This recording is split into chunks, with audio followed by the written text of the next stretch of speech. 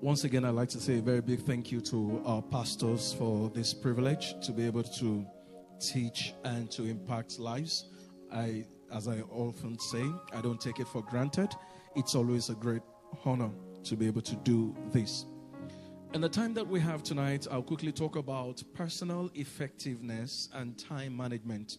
We'll focus more on personal effectiveness and maybe just scratch a bit on time management, but give you something that's very effective to summarize time management. So we'll talk more about personal effectiveness. And I want to begin with what personal effectiveness is. Definition. Just go to slide 4 now. Personal effectiveness means to make the most of all personal resources at our disposal. Before I even begin to define personal effectiveness, you need to understand that when we talk about personal effectiveness, there are people who need to be jump-started. Just think about a car, just think about a battery, just think about the car functioning by itself. If the battery of the car is effective, you don't need any external power to be added to that battery. If the battery is running adequately, if the alternator in the car is working as it should, if the kickstarter, the coil, the spark plug, every other thing in the car works as it should, then you don't need any external influence to get the car started. And once everything functions well, the moment you start the car, whether it's a car that has a key or it's a car that works with a thermostat, whatever starts the car, just turn it on and the car will respond. Now, the reason the car will respond and you're able to move it is because everything in the car has a level of personal effectiveness. And the personal effectiveness of every item in the car is what culminates into the overall effectiveness of the car. Just for example, I know some of you don't probably know much about a car, so I'll look for something else to explain it. If you start a car and all of a sudden it's jacking and it's dancing and jacking and dancing, there are quite a number of things that can be responsible for that. It's possible you don't have enough fuel in the car and the car is about to shut down because you don't have enough fuel. It's also possible that you have enough fuel, but the supply is not working properly. So the engine is not getting enough oil or enough fuel. And so long as it's not getting enough fuel, the car will not move very well. It's also possible that maybe the coil or something else is not working. So for you to achieve personal effectiveness, there are a number of variables in the car that will work permanently. Now let's bring it to your own self as a human being. Just think about yourself as a human being. There is no way you'll be comfortable if you have headache. You can't be walking around grinning and smiling if you have headache. Is that possible? No, because there's something wrong in the head that has given you headache. If you have stomach ache, you can't be smiling all over the place. One way or the other, because you have stomach ache or you have stomach upset, you would definitely feel uncomfortable. If your hand is paining you, even though it's not your hand that you used to walk, it can become a bit more cumbersome to walk because you have to carry things. So if your entire body system works as it should, then you would say you have achieved some personal effectiveness. And I've given those examples to bring it into your workplace, into your business, into your personal life, so that you can reference them as we go on. So personal effectiveness now, it simply means making the most of all personal resources at our disposal. Making the most of all personal resources at our disposal. Our personal talents, our energy, and our time relative to what's most important to us. Let me simplify that in English. In other words, using all that is within your disposal based on what is your priority. In other words, let's say I give 10 people here 10,000 naira each. If I give 10 people here 10,000 naira each, the way you will determine their personal effectiveness based on that money is what they will go and spend the money on immediately. The Yorubas have been saying that if you give a child money, that the first money a child sees, he will use it to buy akara. So once I give some people 10,000 naira now, you notice that some people will probably pay for maybe a small course, a small training or something. And then the next day somebody else will go and pay for maybe a shoe. Another person will go and buy food. Another person will go and buy drink. Whatever it is, you just notice that whatever comes to their mind first to go and spend it on is what determines your personal effectiveness. So your personal effectiveness is about what you do with your time, your energy, your resources, and all the talents that you have. How you utilize them. Those are the things that we're talking about. The next slide. So now personal effectiveness at work. And because I know it's not everybody that's 9 to 5, I will also talk about business as I go along. Personal effectiveness at work then means making the most of all personal resources at our disposal, our personal talents, energy, and time to deliver the best within the organization where we work. You know that sometimes you've heard repeatedly that if they give you lemon, you make a lemonade out of it. Whether you like it or not, it's not every organization that will give you everything that you need. But they still expect results from you. And despite the fact that they don't give you everything that you need, it is still not an excuse not to perform. But before you get to that point and you begin to see some people as being wicked, you need to make a personal decision that not having enough is not an excuse for failure. You need to do what? Make a personal decision that not having enough or not having everything is not an excuse for failure. Take, for example, we have some full-grown adults who are still talking and expecting people to understand that, hey, it's because of my background, it's because of my this, it's because of where I came from. At what age? So you must get to that point where even if wealth did not come from you, you may have come from poverty, but poverty must not come from you to your children. So the same thing, you're in a system, yes, you don't have everything, but let us see that you have maximized everything humanly possible. That you have gone over and above to maximize what you have. And then we'll say, okay, for us to expect any other thing from you at this point, it means that we are also not being realistic. That's personal effectiveness. The Grand et al., next slide, the Grand et al. Actually came up with a definition and identified 8 things that makes any individual personally effective. There could be more, but at least 8 of them. In 2014, it suggested that graduate personal effectiveness is made up of the following. That number 1 is independence. Number 2 is taking initiative. Number 3 is learning ability, stress management, self-confidence, flexibility, time management, and dealing with failures. So let's quickly look at all of these things. Number 1, independence. When we're talking about independence as it relates to personal effectiveness, it speaks to being able to stand on your own. Don't be a burden to other people. And let me quickly say, there's a difference between being independent and being interdependent.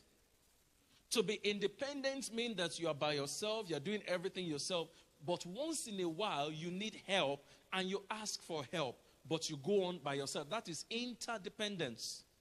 But some people are not independent at all. They always need somebody else to be their crutch. They always need to lean on another person. They always need to survive on somebody else. And the problem is that they are not just trying to survive on other people. They become a burden to those other people, or they even become a parasite to those other people. If you've seen parasites and you see the way they operate, a parasite doesn't just lean on something else. It destroys the thing that is leaning on.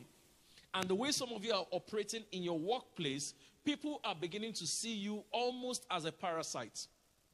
Either that you got a job one way or the other, you don't have enough talent, you don't have enough skill to retain the job, and you have not gone to develop yourself so that you can retain the job. So you are constantly putting pressure on another person to help you with your own deliverables. You are becoming a burden to that person. You know that you're in a team. Anytime you're in a team with other people, there are 4 of you in a team. Only 2 people will always get the job done. The 3 others are just roaming. And I hope that for whatever reason, you are not one of those who will always be found roaming in any team. You must be one of the most effective. Then don't let others see you as a parasite and don't be a burden onto others. I'm going to move really fast today because of time. Then, 2, taking initiative.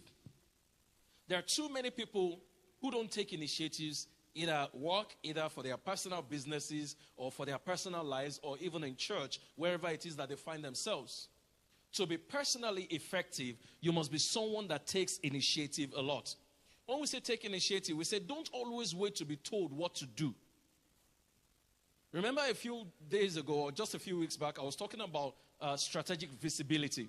And these are the things that you need to do to be strategically visible. Don't wait to be told what to do. Don't ignore. Some of you will see some obvious tasks. And let me also put a caveat. Depending on the organization where you work, I know for some of you, you already have enough on your hands and you can't even go into what is available or what somebody else is doing. But some of you still, you have some time that you can spare to help out with some other things, maybe in some other departments. And then you are still waiting to be told what to do. You see some obvious tasks and you ignore them just because you were not the one who was told to do them. And you need to understand that one of the things that gets you promoted in life is not only doing what you're told to do. One of the things that gets you promoted in life is not what? Is not only doing what you're told to do. If you do the only things you're told to do, they will say that's what they're paying you for. But when you do the extra mile, then somebody else begins to pay attention to you. Why is this person doing more? Why is this person going the extra mile? Why we didn't ask this person to do this thing, and this person would not have been penalized if he or she did not do this thing. This person didn't have to do this, but you're going that extra mile to do that. So don't ignore obvious tasks because you've not been told to attend to them. And not taking initiative is a huge red flag in the workplace. In today's workplace, not taking initiative is a huge red flag. You say, I have not been told what to do, and you haven't said anything. If you own a business, are you going to wait to be told what to do? Even if you work in a seriously structured environment or highly regimented environment where you must get approval for anything, then go to your bosses or go to your supervisor and say, I was thinking about the following things.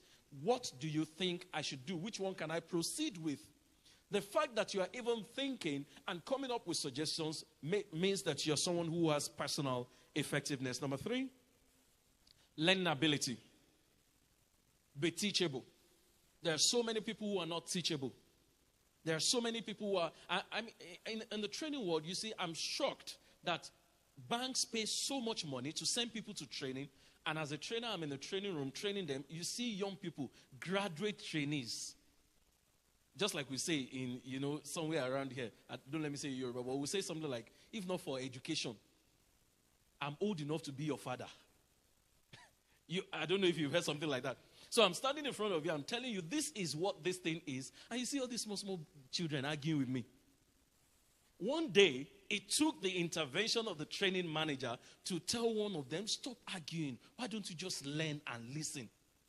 There are some people who hear something from somewhere, and whatever they've heard from anywhere, that's what they run with. They are unwilling to learn, relearn. They're unwilling to unlearn and relearn.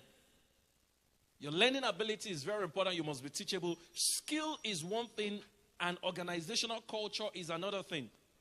Now, what that means is that you may even have all the skill sets that you require, but the way something is done in an organization may be different. So your skill can be frustrated in a new organization if you are not patient enough to observe how they do things in their organization. You can be an accountant. And if you're an accountant and you think that just because you know accounting and then you're going to thrive in this new organization, then you come into the organization and you understand that, oh, wait a minute, there's a particular way they like to do things here. And you must understand how they want to do things, except, of course, if you're an auditor. You may, whatever skill you have, find a way to make sure that your skill blends without compromising anyway into the organization. That's very important. Always learn and improve. No matter the experience you bring on board, you switch to another organization, you come into a new place, there will always be something new to learn. And you know what? Sometimes the people who know the most don't usually talk. So don't think that because nobody is talking, you are the one that knows the most. There are some people who don't talk. They just keep quiet, but they are sitting there, we are watching. So watch out for those very quiet ones. They probably know a lot. And you find out why they know so much and they are not talking. Then number 4, stress management. People who understand how to manage themselves, manage their stress, they are people who have personal effectiveness. You need to identify your stressors. There's what they call stressors or triggers. Whatever triggers your stress, whatever. I know that generally in Lagos, number 1, money is a stress for so many people. When I teach stress management, I tell them, I definitely like to, trigger them a little and say, I know that your salary is the number 1 stressor. And then you see everybody shouting in the room, yes, salary is number 1 stressor. When I look at, in fact, my salary is stressing me. Not enough money is a stress. Bills is a stress. Lagos traffic is a stress. The people you have to, bus conductors in Lagos is a stress. With the cost of transportation, the bus conductor that wants to collect your money and not give you your change is a stress. He knows he does not have change. He tells you to enter, then gets to destination and then tells you he's going to join you with somebody else. That's the natural stress in Lagos. You are driving your personal car. This guy looks at you and feels like, oh, because all this is my car, and then drives anyhow around you. Or a trailer, a truck trying to, bully you on the road. All those things happen. But the question is, you need to then find out how to mitigate the stress for yourself. If you allow the stressors to always trigger you, then you have not reached the point of personal effectiveness. Whatever stresses you out cannot have control over you. Are you still with me?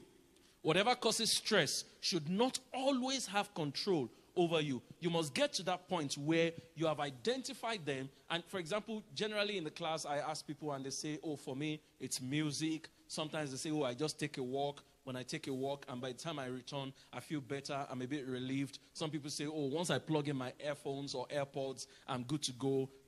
Once the songs just keep playing. And please, if it ever gets to the point where you need to rest, please insist on that rest, regardless of where you walk. If you, that this body is telling you, go and rest, please go and do what? Go and take that rest.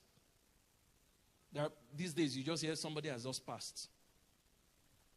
You drive home with somebody and next thing you hear, the person is gone.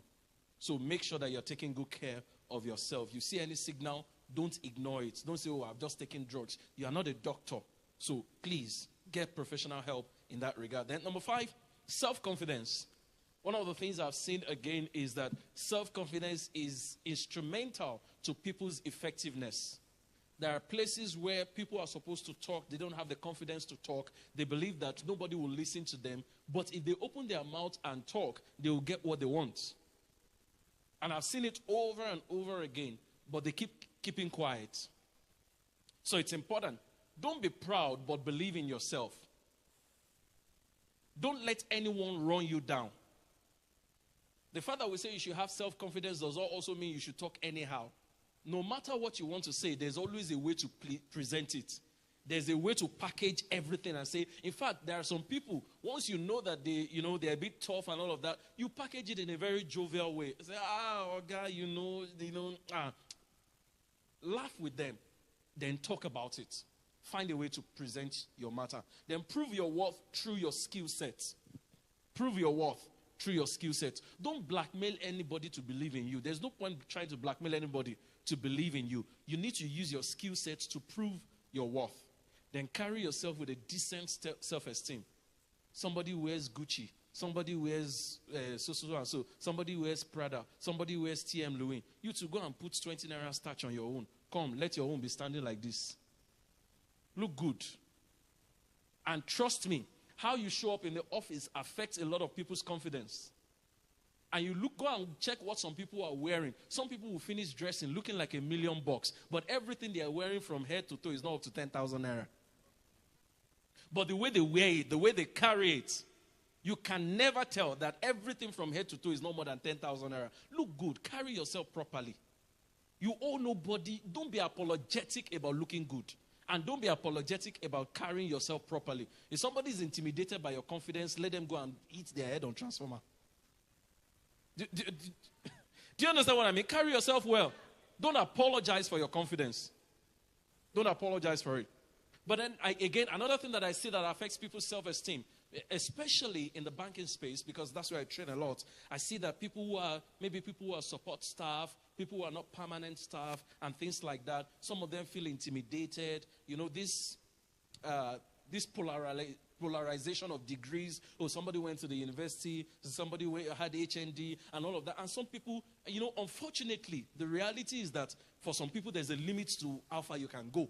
Regardless of, once your university says so ND and stuff like that, there's almost a limit to how far you can go. And some people feel really bad about that. But I've told them there's nothing to feel bad. Some of you even know this job better than these other guys. Since you know this job better than this, find a way to develop yourself personally. Find a way to take additional trainings, additional degrees, that can supersede what they have. They will be more confident. They will relax because they think they have it all. But you know that there's something at stake. So you keep doing the job. And then the day the appraisal is to be done or promotion is to be done, and they review your qualifications, they realize that, oh, this one has gone to develop himself. So it's very important to not rest on your oars. Then, number 6, flexibility. Flexibility is very, very important. Never look at things from only one angle. Don't say your way is the only way. There are always other ways. There are some things that from the outside, it looks like this is the only way it can be done. But be willing to ask questions. Which other way can this thing be done? And this does not apply to those who are in the job alone. Whether you're a business person, you work for yourself, you're a service provider, be flexible. You can be a service provider, and the person you are trying to provide a service to is the one teaching you this is a better way to do this thing. Be flexible. Don't do it the way only you know how to do it. Lack of flexibility can kick you out of a team. Lack of flexibility can kick you out of the door. Lack of flexibility can cost you businesses. So it doesn't matter what you do if you lose a lot of things. One of the banks that I trained for, there's a particular course they asked me to take. And it's a course I didn't like. In fact, I still don't like it. But the person who brought me in kept assigning the course to me and would ask me to take it. So one day I told him that this course, if there's something else, I went for courses like goal setting, presentation skills, emotional intelligence, the art of self-leadership, customer service. Those are the things I wanted. But there was a particular one that he would transfer to me. And I'm wondering why he kept transferring this course to me. But guess what? I didn't have a choice. I took the course. And the interesting part is that each time I finished the course, whether with Nigerian students or students abroad, because we have students from all over Africa, and they will come to me and say, wow, thank you so much. I like the way you explained it. I like the way you broke it down from the beginning. In fact, as I was reading it before, it was like everything was just blurry. But the way you explained it, I so much enjoyed it. But guess what? The facilitator who is explaining it to them does not like the course. And they say that I explained it so well. So imagine if I keep rejecting the thing. As a matter of fact, if I actually keep rejecting it, I'm the one who loses. Because somebody else will be given the slot. But today, now I walk into the class with the confidence and tell them, if you've been confused before I got here, don't bother. Don't bother. Just relax. And by the time I spend 2 hours with them, you see that all of them are now smiling. Why? There's clarity. But how did I even get to that point of now assuring them that I just need to spend about 2 hours with you and you're going to have clarity? It's because something I wasn't even willing to do before. I also accepted the challenge. So you need to be very flexible. Then, the next one is time management. You need to gain mastery of your time. You say, oh, we don't have enough time. And they're always not giving us enough time and stuff like that. There's something I will show you at the end of this slide. I pray I'll move a bit faster so that we can get there. Gain mastery to improve speed. If you are doing something consistently, you will not do it at the same speed on a daily basis. Just like when you start driving a car, before you will not be able to go past 20 kilometers per hour. But after a while, you will now see the same person who could not do 20 kilometers per hour. You now start doing 100, 120. That you need a sensor in the car to start telling you, hey, you are moving too fast. So plan your time. Be very, very diligent with your time. Some of you, like I jokingly say to my trainees, you get home today, socks is in the living room, shoe is in the kitchen, and then, the whole armor of God, you women, the whole armor of God that you wear, it's all over the place. And then the following morning is when you want to go out that you now be looking for it all over the place. And there's a particular one of all of those things that you like. You'll now be looking for it first thing in the morning. Before you find everything together, boss has left you. So there is no way you can actually be effective with time management if you're like that. Take the initiative. Manage your time. Your time management starts with organizing everything. I have a habit. Anything I want to wear, as I am, whatever I want to wear on Sunday is already in my mind. I already know where everything is. It's already set in the wardrobe. I'm picturing it already. And that's where I keep doing. Anywhere I'm going, I have, things like that. But you see, if you don't become a bit more intentional about what, and I know that, women generally will say, they'll have a wardrobe full. They say, I don't know what to wear.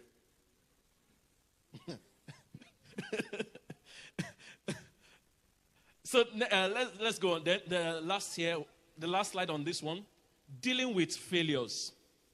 Dealing with failures. You see, there are times when you will fail at so many things. You will fail at a presentation. You will fail at a pitch. You will fail at maybe a business idea, a business proposal, different things like that. You will have issues with some of those things when you start. Nobody starts out being perfect. Nobody starts out being perfect. It doesn't matter what you're doing. But take that first step. They ask you to do that pitch. Don't say, me, no, you keep running away from it. And some of the opportunities you're running away from your office, you see, you may run consistently. You may be able to avoid it in your office because somebody else is always available to take it. But here's what you don't know. So long as you keep running, the person who is taking the opportunity is being more exposed. The person is getting more visibility. And it's not only gaining more visibility, it's gaining more advantage ahead of you. So don't run from those things. Regardless of what happened the last time you took it. You failed before, go and try it again. Go and prepare, go and work on yourself. You send a proposal out before it didn't work. Find out, in fact, reach out to some of them. Okay, I know that you have said no, it's not working, so what did I do wrong? You can ask questions and some of them will be able to help you. All right, the next one, how to take initiatives. Because it won't be nice to just say take initiatives and not give examples or ideas on how to take initiatives.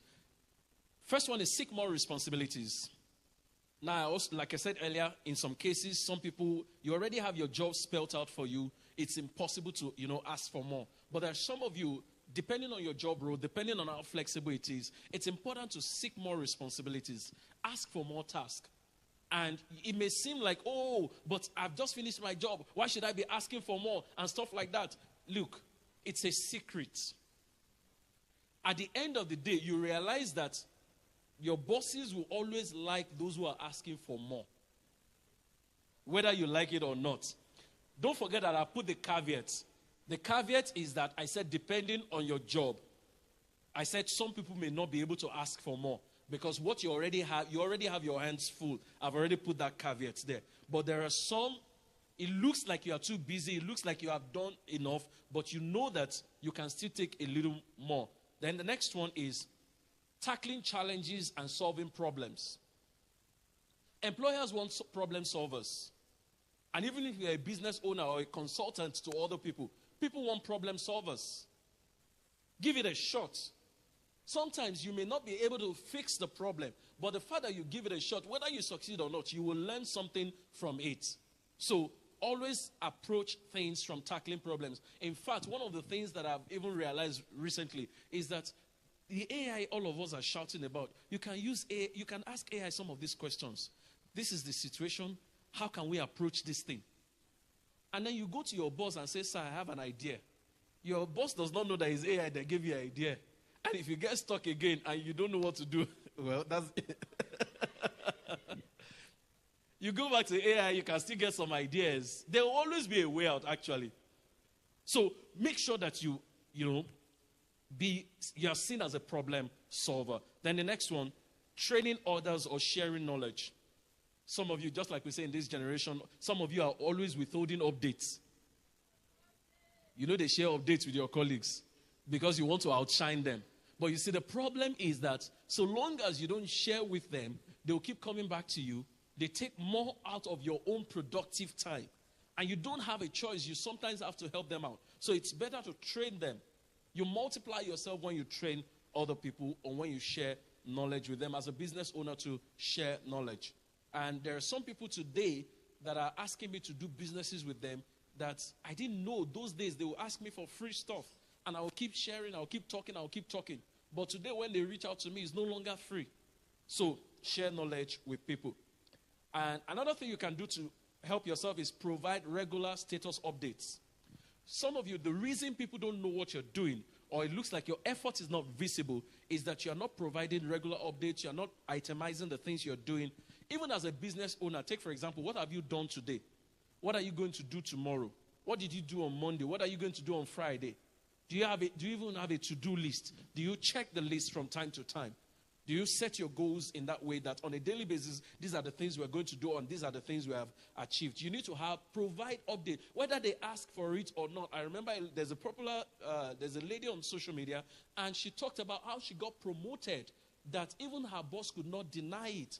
It's because she would always talk about what she's doing, not only to her boss, but to the bosses that are friends to her boss as well. Oh, I achieved this week, and this was what I was able to do, and stuff like that. So when it was time for promotion, nobody could deny that she was working.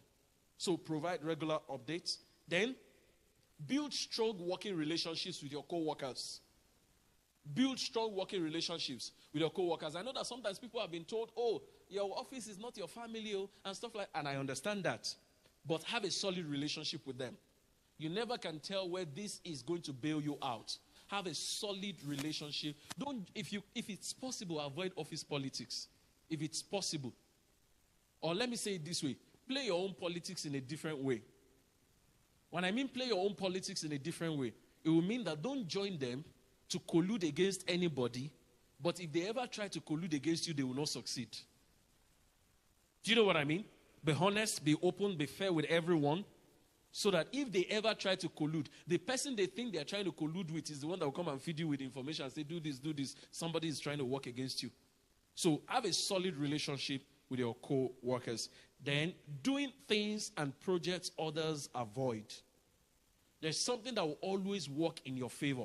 If you keep trying to do the very thing that others are trying to avoid, it will work in your favor. Don't run from challenges all the time. And trust me, we've all been there. There are some things that all of us want to run away from. But I've just realized that when some people are running away from certain things, look at them very well, find a solution, and try to approach some of those things. Whatever some people are running away from, those are some of the things that you should approach. Even as a business owner, you realize that what people are running away from and not solving as a problem, that's what business owners make money from. Look at what's happening with oil today. Years ago, it was a stupid idea to build a refinery, a private refinery in Nigeria. But today, it's not only a wise thing to have done. Now, other countries, if you've been following the news, you realize that all African countries are now sending orders to Nigeria. Everybody now wants to buy oil from Nigeria. But just a few years down, the line, some people were telling this man he was stupid, that he should take his money elsewhere and enjoy it, that Nigeria is volatile, nothing is stable, and all of that. But because of what is happening right now all over the world between Israel, US, Iran, now all African countries want to buy oil from Nigeria. So the next thing is volunteering to work with different teams. It will give you an experience that almost all the other team members don't have. If you stay only in your team, you will have the experience of only your team. When there is an opportunity to volunteer in different teams, try as much as possible, volunteer in those other teams. And I dare say that you will learn a lot, you become more effective. Then another thing is to step in when someone is unavailable or absent. Of course, for some of you, this is not, you don't even have a choice. As long as somebody is not available, they just push you there. You don't just have a choice. But some people have a choice. And again, is one of the ways you build a solid rapport with that person, whoever it is. It's also one of the ways that you learn what their own role is about, if it's something that is possible. Again, I'm not saying this is what must always happen. I'm putting the caveats there, if you can accommodate it. And being innovative, the next one, being innovative or improving systems and processes and procedures. Come up with ideas. Don't wait to be told and you only follow everything. You know, some of us operate with what we say in church. As it was in the beginning, so it is now, so shall it continue to be, world without end. That's the way some of you work in the office. The way they gave it to me is the way I will give it back to them. No. That's a managerial mentality. Whatever they give to you, find a way to make it better. Of course, I know that some of those things will require approvals and all of that, but go to them, ask questions, and say, this is what I think we can do to make this thing better. And if we do it and you prove it to them that this thing works, I remember years ago, I was going to work somewhere, and this was in the early days of email marketing, and they didn't know about it. So we needed to do a conference. We needed to get over, I think, can you imagine, just about 300 people into the training. But the way they knew to do it then was to send email one by one to everybody. And I already knew about email marketing, that you could send a single mail with text, images, flyers, everything put together. And I could have just sat down there and followed them. But that was too cumbersome for me. How can I be sending email to over 150 people, 200 people, one by one? And that's all I'm going to do. I said, no. I went to the boss. I said, I can do something better. With one click, we'll mail everybody. And we can even do it repeatedly. He said, show me. Give me a sample. I designed a sample, showed him the sample. When I showed him the sample, he said, send it to me first. I sent it to him. He got it. He said, this thing works. So, okay, go and do it. We sent it out. The event was overbooked. So when they give something to you, don't leave it exactly as it was given to you. Come up with ideas to make it better. Then, resolving interpersonal conflicts at work. You are not there to fight. You are there to work. Try as much as possible to not take things personally. Of course, where people work together, there will be reasons for disagreement. There will be reasons to shout. Everybody wants to get their goals. Everybody wants to get their own result. So there will be reasons to disagree. But try as much as possible to always attack the issues and not the persons. Attack what? Issues, not the person. So avoid personal conflicts. Then offering to mentor others. If there are new people, new employees, try as much as possible. You can offer to mentor those ones. It makes things easier. It makes you more valuable, even to the organization and to those other people. So you can offer to mentor other people. And some organizations, when you get to a level, you don't even have a choice. They begin to use you to train those who are coming after you. It's a system that you must train those coming after you. Then volunteer for leadership roles. That's one strategic way to be visible. They need somebody to be team lead. They need somebody to anchor a program. Volunteer to anchor it. So, okay, I think I can do it. It does not mean that you know it all. It does not mean that you have it all together. But it just means that you are probably the person who can bring everybody together and get them to work. Being the team lead does not mean that you are the one that will come up with all the ideas. It just means that you are the one who knows how to manage relationships and manage people very well. And if you don't, until you manage people, you will think you know how to manage people. How many of you have ever managed people before? Until you manage people, you will think you know how to manage people. So volunteer to manage people. And guess what? I remember in our own days, when we started applying for jobs, one of the things that was raining, those of us who were campus leaders, campus pastors, we've done quite a number of things on campus then. When we now started applying, the way we put it on our CV, we won't say religious organization.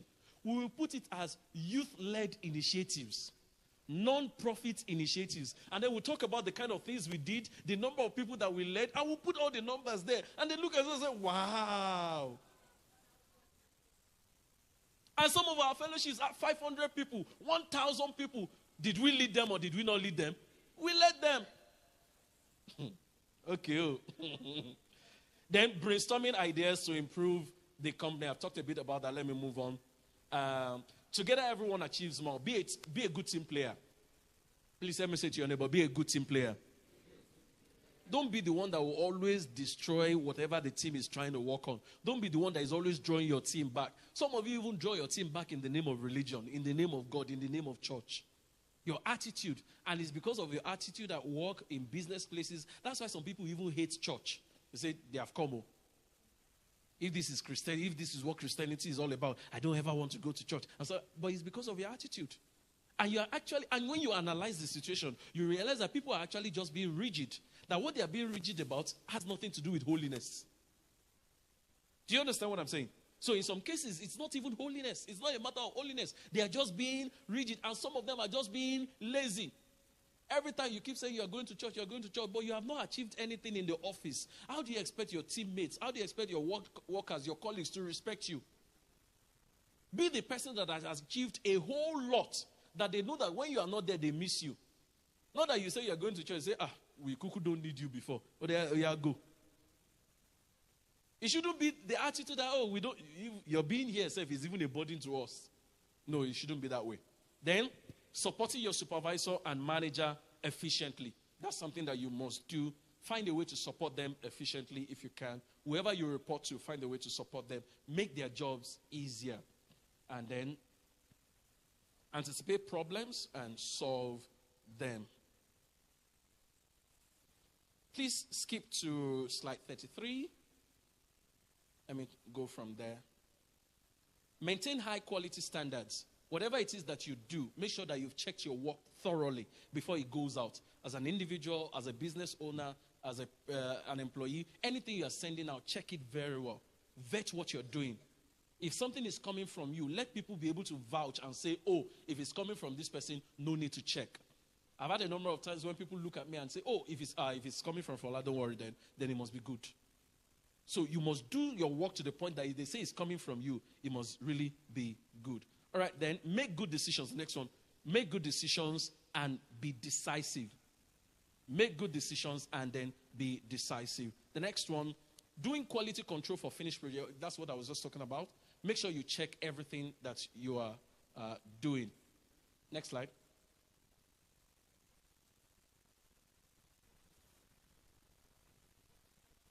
Next slide.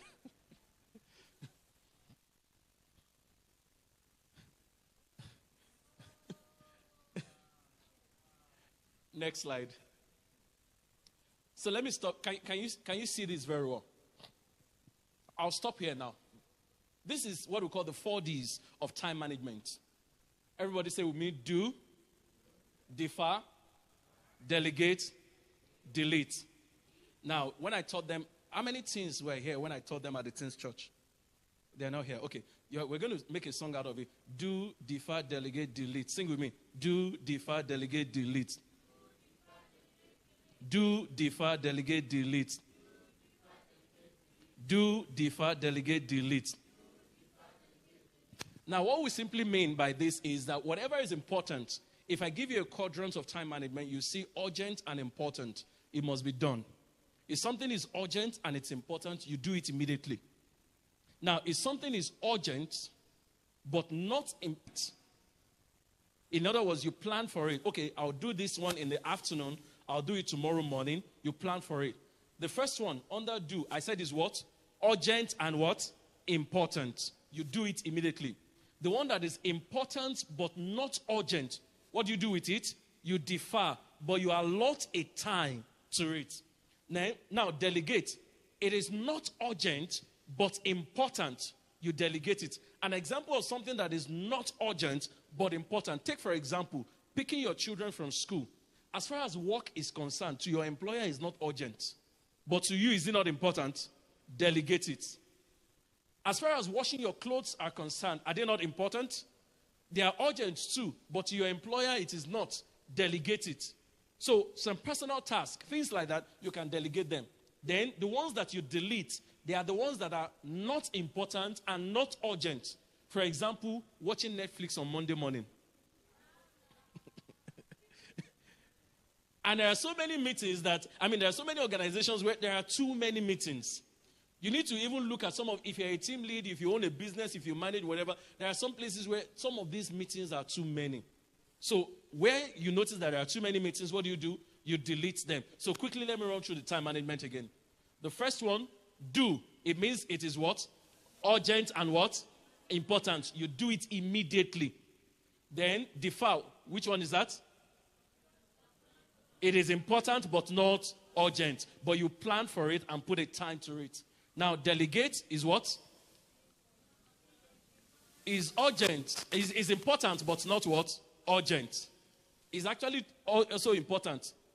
So you can delegate that one. Ask somebody else to do it. Things like laundry, picking up school runs and all of that. You can delegate them. And then there are some, maybe having a meeting or something like that. You can delegate some meetings. Then the final one is what? Not important and not urgent. All right, so those are the 4 Ds of time management. Have you learned anything today? Thank you. God bless you. Any question? Maybe we can take 1 or 2.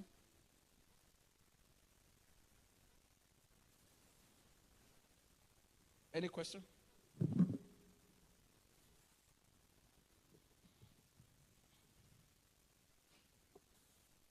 I can't see any hands, so does that mean there's no... Okay, I can see one hand there. All right. Thank you very much for the wonderful presentation. Thank you. God bless you, sir. Amen. I just wanted to say more light between being effective and being effective and being efficient. Okay. So, sorry. I want to be clear. Maybe how do you step up from being effective to being efficient? okay. How do you step up from being effective to being efficient? Thanks, sir. All right. So now I hope I don't mix this up in my head now. Now, to be efficient is about doing things well. Efficiency is about doing it well. But effectiveness is about doing it right and getting results. You can be efficient and not get results. Do you understand? You can be efficient and not get results. Although efficiency should lead to results, but it does not always lead to results. But you see, effectiveness gets results. So if you focus on it and then you arrange it and it looks good, that's efficiency. This is the way that we must have this flow. And you have that flow like that. And then at the end of the day, you're happy that there is a flow. But the question is, are you getting the desired results? You can be effective without being efficient. Are you still with me? You can be effective, meaning you know how to get results without being efficient. But a build up to effectiveness is efficiency.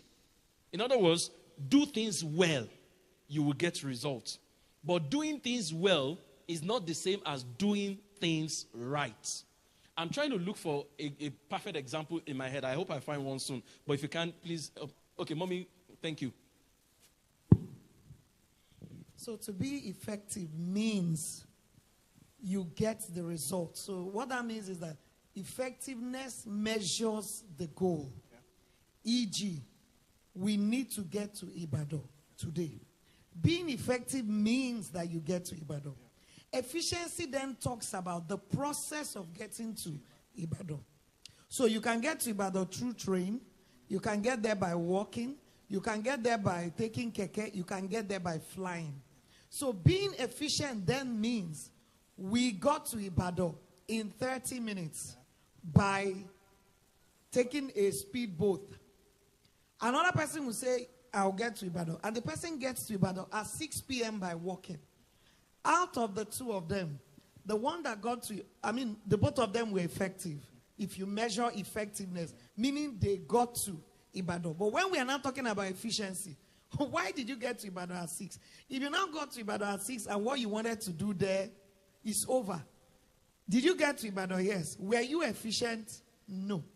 So what Pastor Fola is trying to say is that if you are efficient, 9 out of 10, you will become effective. Because if I find a means of doing my job so well, at the end of the day, if they've given me a task with Pastor Daniel and I'm an efficient person, I will deliver the result in little or no time. So you must, and that's why this topic is very important. Getting to your desired goal. And in getting to the goal, if you are consistent in what you do, over time you will build efficiency. So if me and you are doing a task, so that's why any task you're doing, don't just do it like I tell my children, you're not a robot. That's the diff carry. But as a human being, as you're carrying the plate, you're thinking. So instead of going, you can go to the office from just going out from the door here. A robot, once it is programmed to go upstairs, it will first go upstairs, come down, and then face there.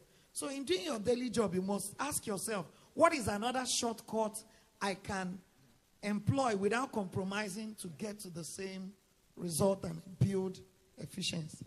Thank you very much, ma. Okay, I have 2 questions there. Let me take her first. Okay, sir. Talking about taking initiative. Yeah. Don't always wait to be told what to do. Okay, so I once worked in a beauty spa. I was employed as a pedicurist. Now, my boss runs a unisex salon, and I know how to make hair. Now, when I don't have customer, my client, and there are a lot of people waiting to make hair, okay, I will assist the stylist. Now, my boss now turned it to my job on top one salary. And when I don't do it, she'll be like, Bola, show ripa on your first sharing, show only for, and it's not my job. So how I maneuver it. When customer there, everybody is the people places face, I'll just frown my face. And when she comes in, Abola, and I will not answer her. Because I'm not being paid for it. And she take it like, I am supposed to. And that is not what I'm employed to do. So how, in case, although I've yet to love, or how do I? I think we had this conversation. We had a similar conversation. Was it last month, thereabout? Yeah, we had a similar conversation. Now, let me say it this way. When they ask you to do something, one of the things I also keep telling employees is that whatever they force you to do, when you are leaving that organization, they can't take the experience away from you. By the time you are leaving, your experience, what would have happened is that you have worked in one place, but you have done, let's say you did 2 years there. You would have done 2 years, but you can brag about the experience of 2 different people. Now, some people will not like that answer. But the fact is that that experience you would have taken away from that place cannot be taken away from you. Now, that now comes back to the initial answer I gave then. Always try to have a conversation with whoever you're working with. Find a nice way to have that conversation. However, what I will advise, if you can, just like I've said repeatedly during this one, if you can, do it. Initially, it looks like, see, some of us have been there. If we all open mouths to talk about things that we have done that we were not paid for. But one thing I don't joke with is that if I do something that you didn't pay me for, I'll make sure I find a way to push it out there as my experience. And you cannot counter me and say I didn't do it. In fact, you are the one who now has to explain to people that you didn't pay me for it. So I'll advise you, if you can have a conversation with the person, if they are reasonable, try as much as possible, have that conversation with them. If you cannot, because I understand some people are not reasonable, do it until you find something else. When you are leaving, you'll be able to brag that I did this, I did that. It's an added advantage to your own skill set, actually. Sorry, let me add something there. Please, let me just say something to us. Anything you know in this world, nobody can take it from your brain. And that's what I tell people that come to work with me. I tell them, I say, see, when you're giving something that is not your job, do it. What are you trying to do? You are growing your skill. If you were a pedicurist and you went to a place and they are doing frontal and all of that, as you're making the weaving for the frontal, put your mind there and look at it. Tomorrow you can find yourself in the US or anywhere, and somebody says, can you do frontal? You say, yes. That's an extra income for you. When you were learning it, it was uncomfortable, they didn't pay you, but you now know it. We must have an abundance mindset. It's mediocrity to be in a place and say, oh, they are paying me 10,000, I must do the work of 10,000. No, sir. No, ma'am. And it doesn't make sense if you are hearing all these teachings and you still go away. That's the general mindset in the world. That's the general mindset of small people. Small. Small is not size or poor. No. It's mindset. I was teaching in a church on Sunday, and I said to them, everything starts with your mind. You start making money when your mind, and I don't know how I can explain this.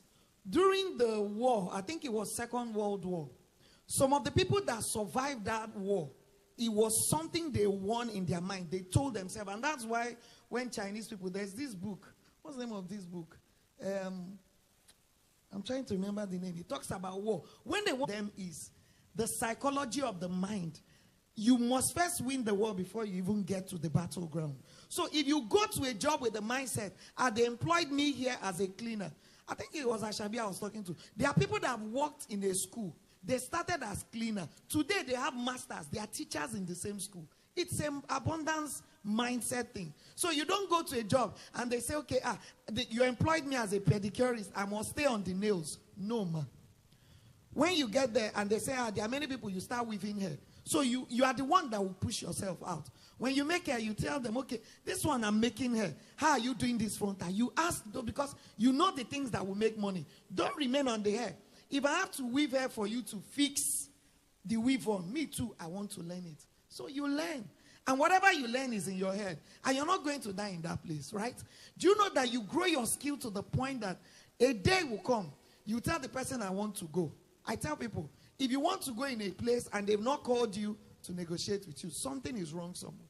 They will call you and say, what are they? I've wanted to leave a place before, and they called me and said, how much are they offering you in this place? I said, XYZ amount. And they said, we pay you. I said, no, I'm going.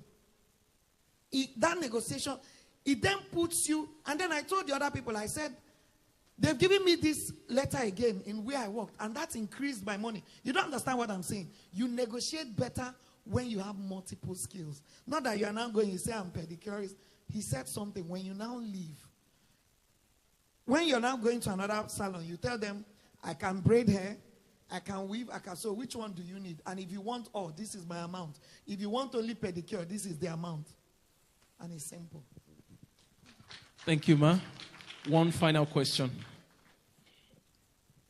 Praise the Lord. So I want to draw my question from, where she stopped. Okay. How do you draw the line between being effective and, pardon me, I'm going to use this Yoruba word, bebelube. So, now her boss, mentioned that, when she's less busy and there are customers, she can assist to braid hair. However, when those who their job is to braid hair and they've been assigned to do this customer, do this customer, do this customer, after a while you're done with your job, you start assisting.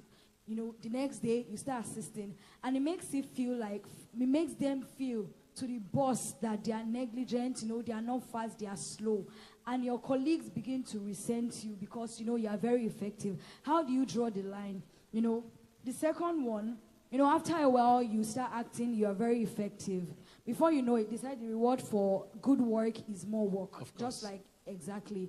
And, how do you also draw the line between being effective and being a workaholic? Because after a while, you're going to get drained.